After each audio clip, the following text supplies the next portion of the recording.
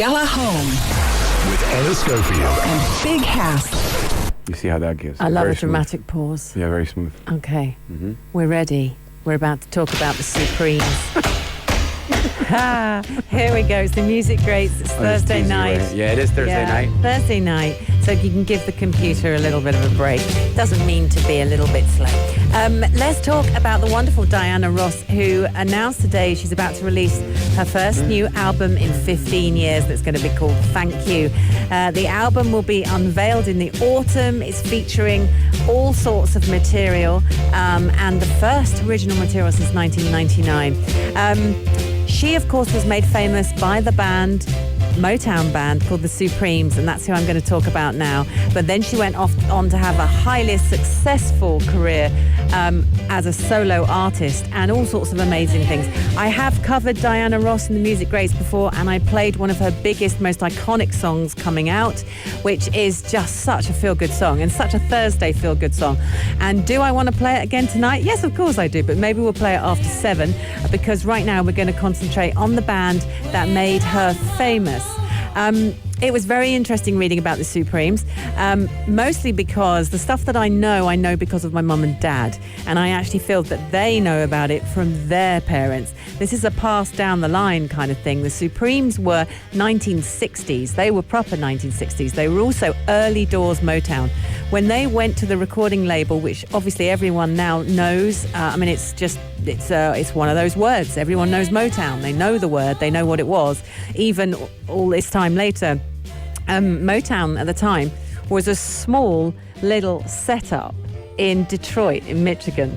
And they went to it hoping to get, a sort of a record with Motown, but only because they thought, well, Motown's little and it's local, and so let's give it a go. That's so funny if you think about the success it had. Let me tell you the story. So we're talking about the Supermes, who are an American female singing group. They were they ended up being one of the number one acts of Motown Records during the 60s. They were originally the Primettes. It looks like primates, but that would imply something else. So it's Primettes. And they came from Michigan, where Motown started, 1959. Michigan. I say Michigan. Oh, yeah, I say Michigan, yeah. Is it Michigan or Michigan? I don't know right now. Yeah, Michigan. Really? Yeah, you slide it. Michigan. Yeah, you don't go Michigan. Yes, Michigan. Yes, Michigan. Detroit, Michigan. Hey, HipHop, you needed to know that. Michigan. I'm just thinking how you said it. Slide it, Michigan. Imagine there's no C, put an S in. Michigan. Mushroom. No, not mushroom. Yeah, the Supermes are from Mushroom in Detroit, Michigan. Hugely successful. 12 number ones on the Billboard Hot 100. Most of the hits were written and produced by the main songwriting team, who you will hear a lot if you even investigate a little bit. Holland, Dozier and Holland. That was the writing team, and they wrote everything. The funny thing is, in the 1960s, the Supermes rivaled the Beatles in worldwide popularity. They were that big.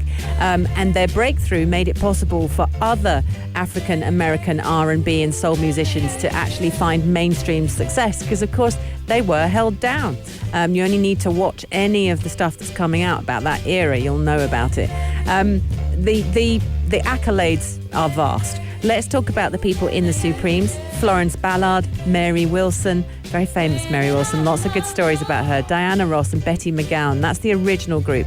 They were all from the Brewster Douglas Public Housing Project in Detroit. So they formed the Primettes. Got to get that right. And they used to be called the Primes. And the Primes had Paul Williams in it and Eddie Kendricks, who went on to form the Temptations. Temptations, another huge group. And also you had, I'm just trying to find, Smokey Robinson in there as well. And all these names, Smokey Robinson. You've done them with them recently. Yeah, right? I mean, all these names, they all knew each other. They all came from the same neighborhood. And actually, it was Diana. Diana went to Smokey, if I'm not mistaken, and went... Diana went to Smokey. It was funny. Diana, she went to Smokey, and, I'm telling the story. So Diana goes to Smokey, and she said, will you get us an audition? So anyway, he said, all right then. And they managed to get them in front of Berry Gordy, who was the president of Motown at the time.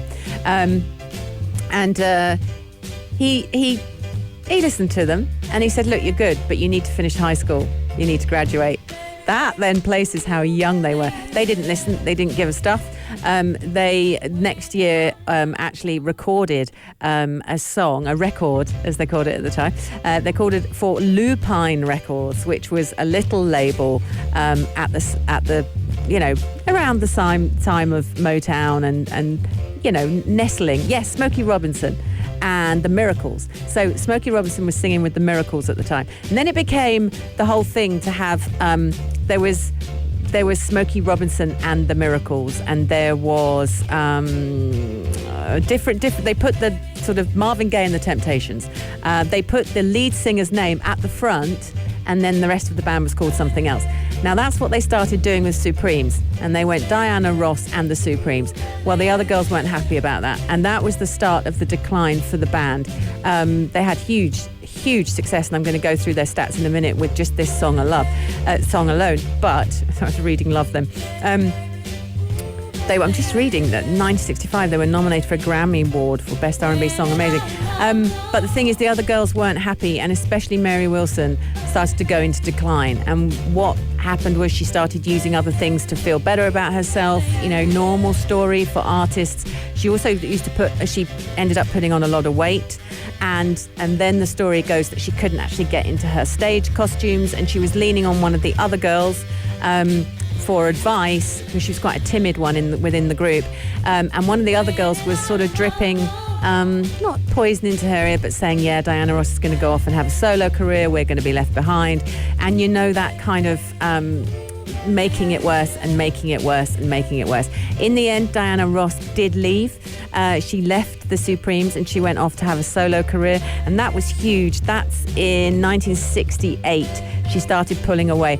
At the same time that she left, so did the writing team, Holland, Dozier and Holland. Wow. They also left. And that's when the records started going down, and that's definitely when Diana just went, right, I'm over this now. I want my own solo career. What's interesting about the group situation? I was kind of thinking about this yesterday. I was listening to an NSYNC record, and then I was like, wow, where are the other guys? Yeah. So JT saw that he's the most talented. Yep. The other guys right now are selling books, talking about inspiration, whatever. They can't sing.